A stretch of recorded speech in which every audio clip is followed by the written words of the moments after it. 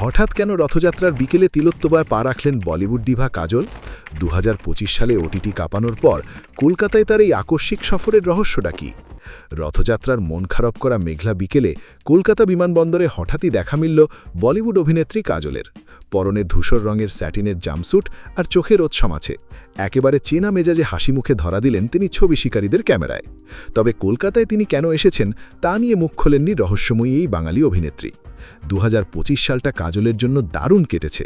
তার বিখ্যাত web series the ট্রায়ালের দ্বিতীয় সিজন থেকে শুরু করে ভৌতিক ছবি মা কিংবা ওটিটিতে মুক্তি পাওয়া সরজমিন সবখানেই তিনি ছিলেন আলোচনায়। এমনকি টুইঙ্কেল খান্নার চ্যাট শো টু মাচের সঞ্চালিকা হিসেবেও মন কেড়েছেন সবার। আর তার আগের বছর অর্থাৎ ২০২৪ সালে তো পুলিশ অফিসারের চরিত্রে তার ভিন্ন উপভাষার সংলাপ দারুণ প্রশংসিত হয়েছিল।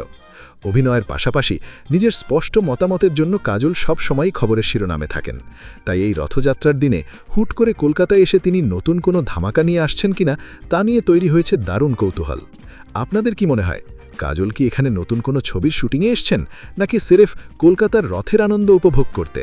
আপনার নিজের জন্য বা নিজের ব্যবসার জন্য পার্সোনাল বা বিজনেস ওয়েবসাইট তৈরি করতে চান, অথবা তৈরি করতে চান আধুনিক মোবাইল অ্যাপ? কোথায় যোগাযোগ করবেন, কিভাবে শুরু করবেন বুঝতে পারছেন না?